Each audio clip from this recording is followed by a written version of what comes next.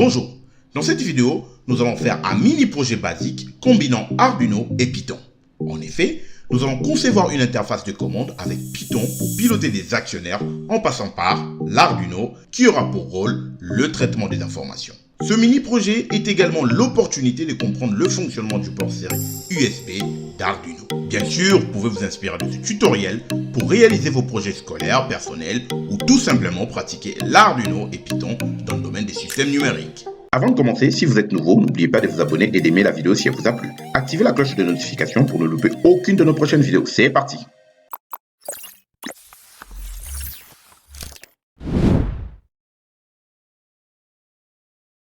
Vous allez apprendre à concevoir une interface graphique en utilisant Python. Et cette interface, vous allez l'utiliser pour commander une LED. À la fin, vous pourrez également modifier le code pour commander un moteur ou tout autre actionnaire. Vous avez souvent vu GUI. GUI veut dire Graphic User Interface en anglais et interface graphique d'utilisateur en français. Avant de commencer à réaliser le système ou à coder, nous allons d'abord présenter le schéma de principe de ce système. Ce système sera composé de 3 blocs. Le premier, l'ordinateur, où on aura la partie commande, donc Python, mais il y a également la deuxième partie qui est la partie Arduino, puis la dernière, c'est la LED. Sur l'ordinateur, nous allons taper les instructions en Python. Ces instructions en Python vont être envoyées à l'Arduino via le port de communication série, donc le port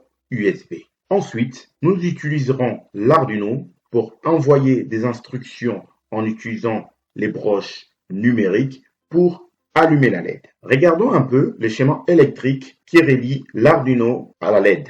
Nous avons une résistance de 220 ohms que nous allons connecter sur la broche 11, une broche numérique, et de la résistance nous allons connecter notre LED. Donc ici, la résistance va servir à limiter le courant. Donc le courant va sortir de la broche 11, traverser la résistance, puis la LED et chuter vers la masse. Maintenant, regardons le schéma de câblage Arduino en utilisant FreeSync. Donc comme on a fait dans la partie électrique, on connecte notre câble sur la broche 11. De la broche 11, on va sur la platine DC, là où on a brancher une résistance, donc on arrive sur une des pattes de la résistance, le courant va traverser la résistance, on connecte la LED, je rappelle la patte la plus longue c'est là où arrive le courant et la patte la plus courte c'est là où arrive la masse, donc c'est là qu'on vient boucler vers le GND. Sans plus tarder, nous allons directement passer à la partie pratique. Dans cette partie, vous allez apprendre à réaliser une interface de commande pour commander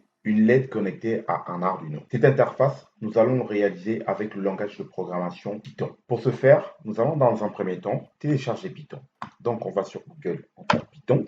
Donc, une fois qu'on est sur Google, on va prendre le premier lien, Welcome to Python. Ensuite, on va sur Download. Donc, pour télécharger, vous pouvez cliquer ici, vous verrez les différentes versions. Donc là, on voit directement la dernière version de Python qui a été mise à jour, en tout cas lancée sur la plateforme. Donc moi, j'ai généralement l'habitude de prendre toujours la dernière version parce que généralement, la dernière version, elle sera toujours compatible aux versions précédentes. Une fois que je vais le lancer, donc le fichier va se télécharger. Une fois lancé, nous avons une boîte de dialogue donc, qui s'ouvre. Je vous conseille de bien cliquer sur Add Python 3.8 to Path. On va voir parce qu'il va falloir faire un petit paramétrage dans Windows, en tout cas pour ceux qui utilisent Windows, pour que quand vous allez marquer vos extensions pour pas que ça soit des embrouilles. Donc, il va de suite le prendre en Python, un fichier que vous allez nommer, admettons, exercice 1.py. Donc, il va directement prendre en fait l'extension Python. Donc, on coche bien sur Add Python 3.8 to path et on va dans Install Now. Je vais l'installer. Alors, dans mon cas, moi, je ne vais pas aller jusqu'au bout de l'installation parce que j'ai déjà une version de Python sur mon ordinateur. Donc, je pense que je dois avoir la version 3.7. Maintenant, ce qu'on va faire, une fois que vous avez fini l'installation de Python, nous allons vérifier si Python est bien installé sur l'ordinateur. Donc, nous allons pour cela aller dans l'invité de commande, le CMD, sur votre ordinateur. Et nous allons lancer l'interpréteur qui nous permettra déjà de faire des calculs. Donc, on va aller sur l'invité de commande CMD. On va le lancer. Voilà, l'invite des commandes est lancé. Ce qu'on va faire, on va taper Python, on va faire Entrée. Voilà, Là, ce qu'il fait, il lance l'interpréteur. Donc l'interpréteur, vous le voyez ici, là, le 3 flèches là. Mais il nous donne aussi en fait la version de Python qui est installée sur notre ordinateur. Donc, ce qu'on peut faire avec l'interpréteur, l'interpréteur permet d'interpréter vos lignes de code, vos lignes de commande. Donc, on va faire simple, on va faire un calcul, 1 plus 2. Vous voyez l'interpréteur directement parce qu'on est directement dans Python. Donc, on tape 1 plus 2, il nous renvoie la réponse, on va quitte. Donc, vous faites quitte, parenthèse fermée. Là, on sort de l'interpréteur. Maintenant, on va faire un paramétrage, comme je vous avais dit tout à l'heure, concernant les extensions de fichiers. Donc, pour cela, voilà, j'ai fermé l'invite des commandes. Maintenant, ce qu'on va faire pour ce paramétrage, on va se rendre dans le panneau de configuration. Pour Windows 10, de taper panneau de configuration, on va le lancer. Et dans panneau de configuration, vous allez dans explorateur de fichiers. Il va ouvrir une autre fenêtre. Vous allez dans affichage. Et dans affichage, vous allez décocher, je dis bien décocher, masquer les extensions des fichiers dont le type est connu. Donc celui-ci, vous allez le décocher, vous faites appliquer et OK. Paramétrage fini. Maintenant, nous allons passer dans la partie Visual Studio et Arduino. Donc dans un premier temps, la première des choses que nous allons faire, nous allons écrire notre code Arduino pour allumer une LED. Voilà, je vous ai déjà préparé le sketch, comment le code de notre programme va être. Donc, on va avoir 3 parties. La première partie, nous allons voir la déclaration de port qu'on va utiliser. La deuxième partie, ça va être notre fonction d'initialisation, de setup. Et pour finir, avec une boucle à l'infini, la fonction loop. Donc, ici, dans un premier temps, ce qu'on va faire d'abord la déclaration. Enfin, on va déclarer nos ports, effectivement. Donc, on va dans un premier temps créer une variable de type char, qu'on va appeler get serial data, donc les données en série. Alors pourquoi une variable de type char? Cette variable, en fait, l'objectif, ça va être, il va contenir un tableau des données. C'est-à-dire, nous, quand on va venir récupérer les informations au niveau du port de communication série, donc ça sera des tableaux de données qu'on va récupérer. Ça ne sera pas qu'une seule donnée, ça sera plusieurs données. Donc c'est pour ça qu'on va utiliser une variable de type char. Ensuite, on va créer, on va faire la déclaration de notre port qu'on va utiliser pour connecter la LED. Donc, ce port, on va créer une variable qui va s'appeler pin, donc pour broche. Et pin va être, on va le connecter sur la broche, allez, admettons la broche 11. Donc voilà, on crée une variable de type entier qui va contenir des nombres entiers de int, de 1, des 0, etc.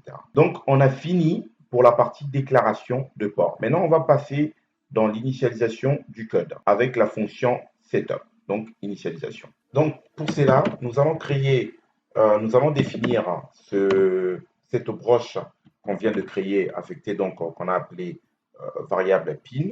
On va dire que voilà, c'est une sortie. Donc, on le définit comme une sortie. Ensuite, on va initialiser notre port de communication série, donc serial.begin que vous connaissez. On va déclarer la vitesse de transmission des données à 9600 baud. Donc voilà, on l'a défini. Je vous mets les commentaires. Donc ici, nous avons fini avec le code d'initialisation, donc la fonction initialisation. Nous allons maintenant passer dans la partie boucle. Alors, dans notre partie, la boucle infinie, nous allons dans un premier temps faire un test. Nous allons tester si les données arrivent au niveau du port série. Donc pour cela, on va utiliser une fonction de contrôle qui s'appelle serial available. Donc available pour regarder s'il y a des données valables. Enfin, donc on va faire un test. On va directement commencer par un if serial.available. On va faire notre test, donc supérieur, tout simplement en disant donc si c'est supérieur à 0. On a écrit cette ligne de test. Maintenant, on va rentrer dans notre if. Il faut faire toujours attention. Voilà, il a fermé, mais il n'a pas fermé en fait. Il a bien fermé notre code if ici. Il ne faut pas oublier en tout cas notre boucle, la condition if, le test. Par contre, il y a l'accolade qui manque pour fermer la fonction loop. Il faut toujours faire attention quand on fait de l'Arduino. Des fois, vous voyez, là, il marque bien qu'on est fermé ici et là aussi, on est fermé. Donc, on va faire notre test. Comme je vous ai dit ici, c'est qu'on dit, voilà, on dit, d'accord, on fait un test s'il y a des données arrivant au niveau du port série. Donc, si les données arrivent au niveau du port série, donc on a fait notre test, c'est qu'on va maintenant dire, on va prendre notre variable qu'on a créée, le serial. On va dire il va être égal à la fonction que vous avez déjà vue, serial read, c'est-à-dire on va faire une lecture. On dit d'accord, cette lecture, on va l'intégrer dans notre variable qu'on a créée, la chaîne des caractères. Donc il va lire la chaîne, toutes les données qui vont arriver au niveau du port. Donc, pour résumer, on fait la lecture sur le port en mettant les données dans la variable appelée serial data. Ensuite, on va demander à la fonction serial.print de nous imprimer tout simplement le serial data. On vient demander donc d'afficher les données lues dans la variable serial data en utilisant la fonction de contrôle serial print. Nous avons maintenant fait le premier test. Cela ne suffit pas pour définir, admettons si sur notre interface graphique, on a deux boutons. Je vais dire un bouton allumé et éteint. Quand est-ce que quand on appuie sur le bouton allumé, qu'il sache que voilà, je dois allumer la LED et vice versa. Donc on a d'abord fait le premier test qui consiste à regarder quand les données arrivent sur le port série. Maintenant, on va faire un test de comparaison. On va comparer si l'état arrivant au niveau du port série est un état haut ou un état bas pour l'affecter à la fonction de allumer la LED ou éteindre la LED. Donc, nous allons faire cette deuxième comparaison, pareil. Maintenant, ici, on va utiliser, donc on va prendre notre variable ici pour la comparer. On va dire if serial data égale à 1. Attention, quand on fait en programmation, quand on fait la comparaison, on met bien égal. Donc, on ouvre, toujours faire attention de bien fermer notre fonction. Là, on a ouvert le if ici, il se ferme là, et donc là, on a notre fonction loop qui est fermée. Donc voilà, ici, on dit, on fait la comparaison si la donnée serial, donc la donnée serial data est égale à 1 logique. Donc on fait un test si la donnée arrivant sur le port série est un 1 logique. Alors, si cette donnée qui arrive sur le port série est un 1 logique, donc on va faire un digital write sur la variable qu'on a créée, la variable pin, on va dire, ça va être égal à i. Donc, on fait un test. Si la donnée arrivant sur le port série, donc avec la fonction if ici, on fait une comparaison. Si c'est un 1 logique, alors on fait une écriture numérique sur la variable, donc la variable pin, où on a connecté en fait, on va connecter notre LED, donc sur la broche 11, donc on envoie un état haut, donc un 5 volts pour allumer la LED. Maintenant, on va faire le second test. Donc ici, on a fait le premier test, c'est pour vérifier si c'est un 1 logique. Maintenant, on va faire un test pour vérifier si c'est un 0 logique qui arrive. Mais pour cela, on va utiliser la fonction else if. Donc, sinon, if. On va utiliser toujours la même variable, serial. Donc, cette fois-ci, ça va être l'état bas. Donc, un 0 logique qui arrive. On va fermer. Donc, pareil ici, on fait une comparaison. Si la donnée dans serial est égal à un 0 logique. N'oubliez toujours pas de fermer votre fonction ici. Pour le else if, c'est pareil quand vous l'ouvrez les accolades ici, donc il faut penser à les fermer. Maintenant qu'on a fait ça, comme vous pouvez le deviner, on va faire exactement la même chose qu'ici, mais ça va être, on va envoyer un état bas. Donc, je recopie. Maintenant, ça ne sera plus le high, donc ça va être le low. Donc ici, on n'allume pas la LED. Donc, on dit, on éteint la LED. Donc, on envoie les tabacs. Donc, si je dois résumer ce code, nous avons déclaré deux variables. On a fait des déclarations. Donc, dans ces déclarations, on a d'abord fait la déclaration en créant une variable qui s'appelle serial data. Et cette variable est de type char. Pourquoi char? Parce qu'il va contenir un tableau des données. Les données qui vont arriver, donc les données série qui vont arriver au niveau du port de communication série, donc l'USB, connecté à l'Arduino. Ensuite, on crée une variable qu'on va appeler pin, donc c'est tout simplement l'affectation de la broche 11, et on la déclare comme étant un entier parce qu'on va recevoir des chiffres de nombres entiers. Ensuite, on arrive dans notre fonction setup. On fait d'abord, dans un premier temps, on déclare notre broche ici, là, donc la 11, une broche en sortie, et ça va être une broche numérique, donc pin mode. Ensuite, on vient pareil initialiser notre port de communication série et on déclare la vitesse de communication. On a fini avec notre fonction initialisation, on vient dans la boucle. On fait d'abord le premier test. Le premier test consiste à vérifier si les données arrivent bien sur le port série. Donc en utilisant la fonction serial available supérieur à 0. Donc, c'est un test. On va vérifier si c'est vrai. Donc, supérieur à 0, ça veut dire que c'est différent de 0. 0, c'est-à-dire qu'il n'y a rien. Supérieur à 0, donc différent de 0. Donc, c'est différent de 0 qui nous permet de faire le test que les données arrivent sur le port de communication série. Alors, si c'est le cas, donc on va faire une lecture. Alors, cette lecture, en utilisant la fonction serial read que vous avez déjà vu dans un des chapitres, et on va l'affecter on va l'intégrer dans la variable serial data. Donc, toutes ces données-là, donc la lecture, on l'intègre ici pour faire appel à cette variable dans la suite de la fonction. Donc, une fois qu'on a fini cette partie-là, on fait le serial print, on demande tout simplement d'afficher les données lues dans la variable serial data. Et vient la seconde partie de la boucle loop où on vient faire un test. Ici, on fait un test de comparaison. On compare si la donnée dans serial data est égale à un 1 logique. Si cette donnée est égale à un 1 logique, alors on envoie, donc on fait une écriture digitale sur la pin affectée à la broche 11. Donc on fait une écriture I, donc une écriture numérique de l'état O, qui correspond à 5 volts. Et ensuite, on vient faire une autre comparaison en utilisant le ELSIF. Mais cette fois-ci, on vient regarder si la valeur dans serial data est égale à un 0 logique. Et si c'est le cas, donc on fait une écriture digitale. Donc cette fois-ci, on envoie un état bas pour éteindre la LED. On a fini avec la partie Arduino. Maintenant, nous allons aller voir la partie Python. Nous allons écrire le code Python pour créer cette interface et récupérer les données à partir de l'Arduino.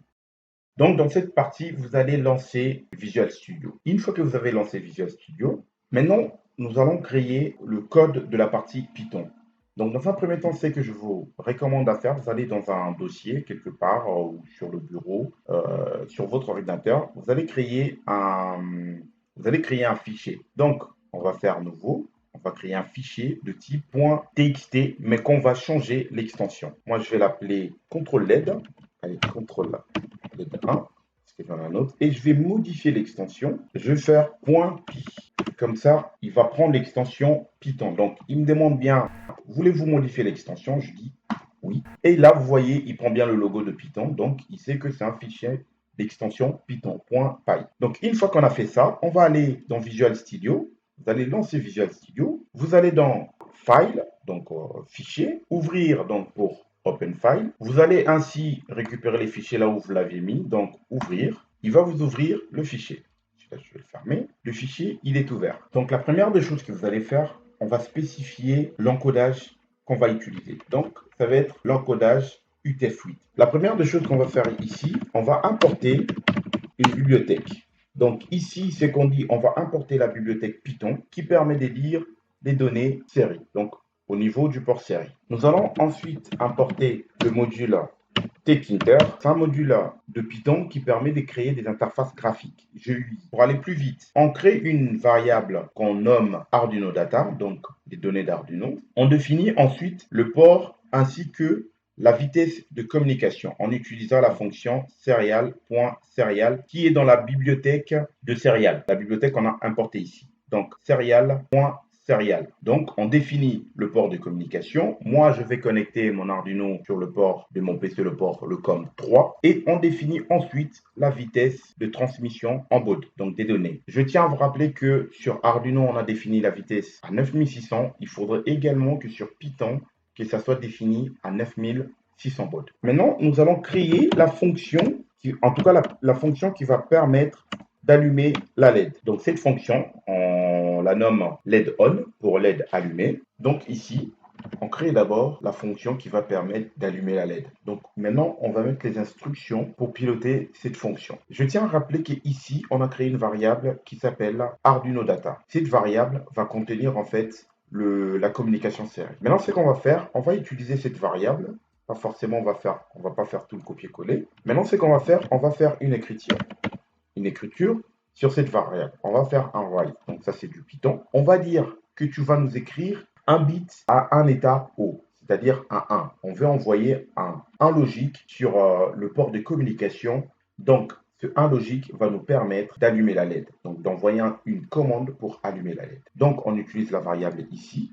Je rappelle encore. Donc, on a intégré la communication dans cette variable. On utilise la même variable, on fait appel à cette variable. Maintenant, on va faire une écriture. Donc, d'un bit à l'état O. Donc, c'est qu'on va écrire, on va dire, on va envoyer un bit à l'état O.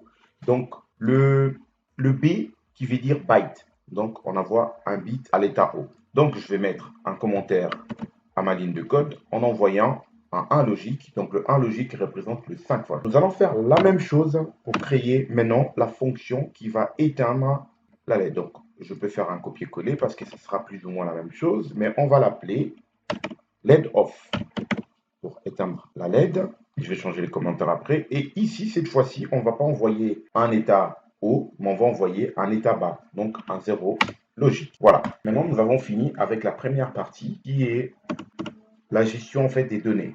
D'accord? Donc, la gestion de la partie commande. Donc, comme vous avez vu, on avait d'abord fait appel à la partie serial. Donc, on récupère les données du port série. Et maintenant, on va intégrer la partie TechHinter. Pour l'instant, on n'a pas encore créé l'interface, donc la fenêtre de commande. Maintenant, on va créer l'interface de commande juste en faisant appel à TechHinter. Donc, TechHinter, c'est une bibliothèque, comme je vous ai dit tout à l'heure. On va utiliser les éléments de TechHinter. Donc, on va créer une variable ici qu'on va appeler, je vais le mettre contrôle. Je vais appeler les contrôles Windows, par exemple. Cette fenêtre, on va juste faire appel à TechHinter. Donc, on va dire est égal à TechHinter. Voilà, directement, il nous fait appel ici. Il nous le rappelle, techhinter.tk. Donc là, on a créé la fenêtre. Donc, en faisant appel à TechHinter, en utilisant les éléments qui sont déjà intégrés dans la bibliothèque TechHinter. Maintenant qu'on a créé la fenêtre, on va créer deux boutons. Le premier bouton, ça va être le bouton On pour allumer la LED. Et le deuxième bouton, ça va être le bouton Off pour éteindre la LED. Donc pour cela, je vais créer une variable que je vais appeler bouton. Je vais dire bouton est égal à TechHinter. Je vais utiliser un élément de TechHinter. Button. Voilà, il me le rappelle. Hop. Maintenant qu'on a créé cet élément bouton en faisant appel à TechHinter, on va maintenant cette fois-ci intégrer en fait les fonctions de cet bouton. Et on aura deux boutons. On a d'abord créé un élément bouton en utilisant les modules, les widgets, en tout cas on appelle ça des widgets de TechHinter. Maintenant, on va créer deux boutons, c'est-à-dire ces deux boutons, c'est là qu'on va intégrer en fait les fonctions de chaque bouton, donc la fonction de chaque bouton. Donc le premier bouton, je vais l'appeler par exemple BTN1, qui va être le bouton pour allumer la LED. Donc là, on est en train de mettre les fonctions dans chaque bouton. On a créé l'élément bouton et maintenant on va créer deux boutons, donc BTN1 et BTN2. BTN1, on va mettre maintenant la fonction qui va remplir ce bouton en BTN1 et la fonction qu'elle va remplir ce même bouton en BTN2. Donc, ce sera deux fonctions différentes. Une pour allumer la LED, l'autre pour éteindre la LED. Donc, ici, ce qu'on va faire, on va dire BTN1 est égal à, on fait appel à l'élément bouton. Excusez-moi. Bouton. Et on va dire bouton va être, on va faire appel à notre création de la fenêtre ici. Donc, LED contrôle bouton. Et ensuite, on va écrire sur ce bouton un texte. Donc, le texte sur ce bouton va être égal, on va dire que ce texte s'appelle on. C'est-à-dire, dans la fenêtre, on dit que le bouton, le BTN1 est dans la fenêtre Windows qu'on a créé de TechHinter. Donc, en spécifiant bien celui-ci. Donc, il va se trouver dans la fenêtre, le bouton BTN qu'on vient de créer. Maintenant, dans ce bouton qu'on a créé, on va écrire on. Donc, on met un texte ici, donc le on. Ensuite, c'est qu'on va dire, on va lui envoyer maintenant la commande que ce bouton va remplir. Donc, on appuie sur commande, on tape commande, et ce commande, on va dire, la commande va être égale à la fonction ici, LED on. Donc, ce premier bouton BTN1 va remplir la fonction allumer la LED.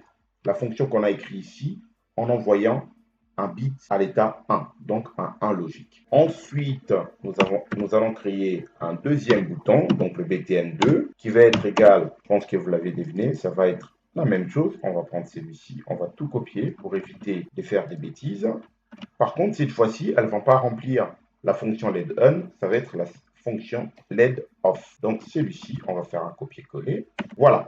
Donc on a créé nos deux boutons qui sont dans le Windows donc dans la fenêtre de Tkinter. Il y en a un qui va remplir la fonction de allumer la LED et l'autre la fonction de éteindre la LED. Maintenant qu'on a créé nos deux boutons, donc on leur a donné des fonctions, nous allons maintenant les positionner dans la fenêtre. D'accord? Pour l'instant, on ne sait pas où sont positionnés nos boutons, donc il faut bien les positionner dans le cadran de la fenêtre de Tkinter. Donc ce qu'on va faire, on va positionner le premier bouton sur la première ligne, première colonne, et le deuxième bouton sur la deuxième ligne, première colonne. Donc pour cela, on va prendre, donc pour le premier bouton, je vais faire un copier-coller. On va utiliser une fonction qui s'appelle grid.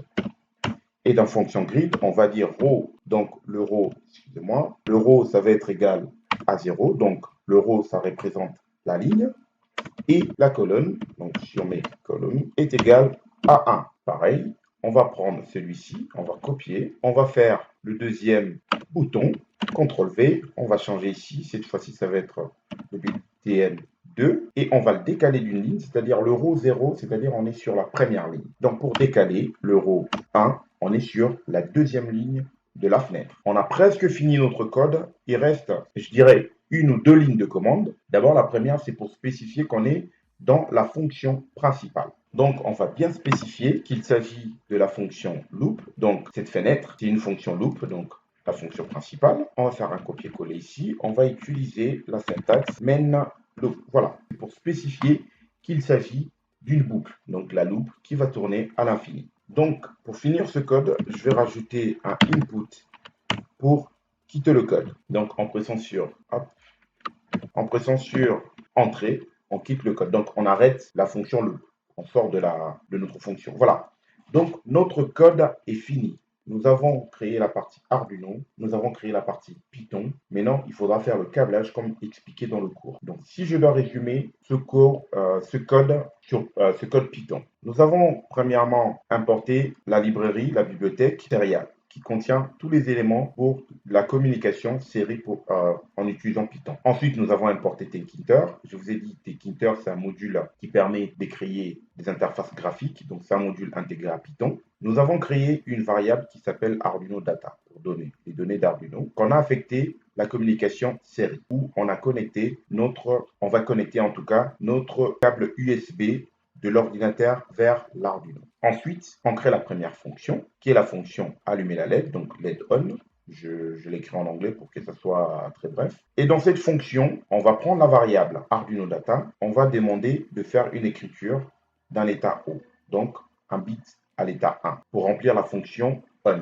Et je vous rappelle bien que l'état 1, logique, correspond sur l'Arduino à 5 volts. Et également, on vient créer une deuxième fonction, la fonction off.